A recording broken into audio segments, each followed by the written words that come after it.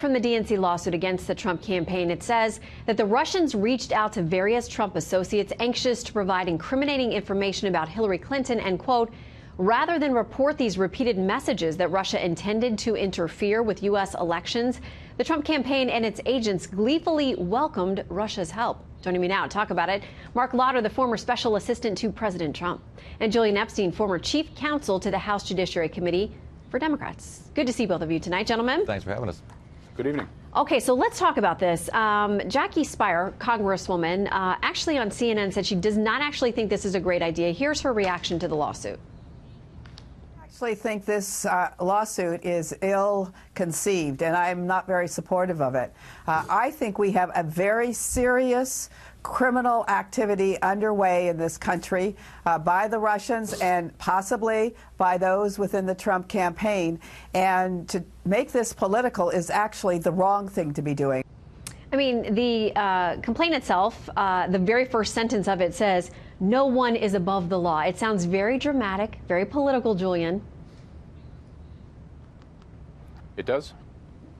So what's your reaction? Are you worried that, yeah, I mean, you know, folks, like, it sounds like even Democrats are worried this is going to be seen as just a political partisan attack rather than letting the serious Russia investigations play out in the meantime. Well, I have mixed views on it. I think as a legal strategy, it's a good strategy. There's a reason that Michael Cohen dismissed the lawsuit against BuzzFeed the other day. It's because he doesn't want discovery. And this lawsuit will allow the Democratic Party and the attorneys to go in and do wide discovery. We know there were lots of crimes that were committed, cyber crimes that were committed. We know there were connections. There are connections between the Russians and the Trump campaign. It doesn't mean there was collusion, but we know there are connections. And this is going to open the door for a lot of discovery, not just on what happened in the 2016 election, but before that, because it's written broad enough to allow the case to have discovery with Trump's ties going back with Russia for decades. So as a legal strategy, I think it's good. As a political strategy, I'm not so sure about it, because right now you have essentially 5 points where this investigation is being led all by Republicans. Mueller is a Republican. Rosenstein is a Republican. The U.S. Attorney's Office in the Southern District of New York is led by Republicans. The FBI is led by a Republican.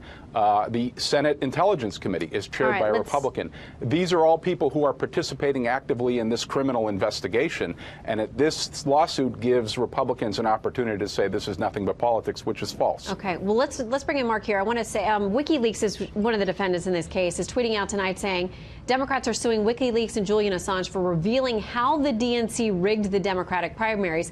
Help us countersue. We've never lost a publishing case, and discovery is going to be amazing fun. The Republicans, the Trump campaign also answering this issue about they can't wait. They think that it's going to get thrown out, but if it does proceed, there is this issue of discovery. Here's what they say they're looking forward to finding out. How the DNC contributed to the dirty dossier.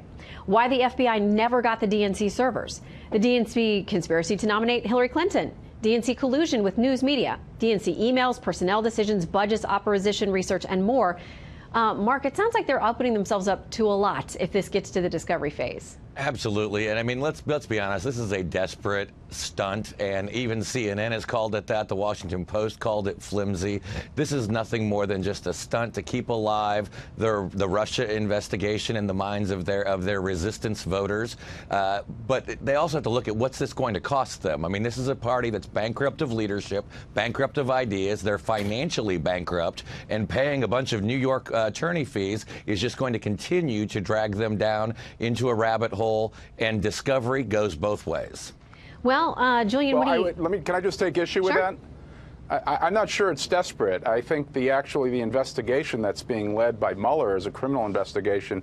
It's accelerating, and it looks like it's going into things like obstruction of justice. So I'm not sure how somebody can say it's desperate. I don't think the investigation is petering out. The American people, by a factor of 2 to 1, think that Mueller's investigation is very important and ought to go forward.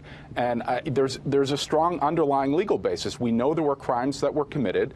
We know that when Donald Trump Jr. and Paul Manafort and Jared Kushner were offered a meeting with who they believed were emissaries of the Russian government carrying dirt on Hillary Clinton, they willingly took that meeting. Well, so Julian, to say, you know that they characterized that meeting very differently, and their accounting of it that is constantly repeated is just false. I mean, we know Democrats that Trump Jr., we know Manafort, and we know Kushner all wanted to meet with Russian representatives to get dirt on Hillary Clinton. So the idea there was no collusion, they're all I think named in this lawsuit, demonstrably and they will have to answer that. But quick final word to you, Mark, as they have denied much of what Julian just outlined. Well, I mean, let's just remember that even the propaganda arm of the Democratic National Committee and the liberal media are all saying this is a stunt. They see right through it, and so I'm very confident in this. And let's also not forget that just yesterday we heard reporting that the special counsel and the prosecutors in New York have informed the president he's not a subject of these investigations. So it's been proven over and over again after 14 months, thousands of documents, hundreds of hours of interviews. There is no collusion. There hasn't been any collusion.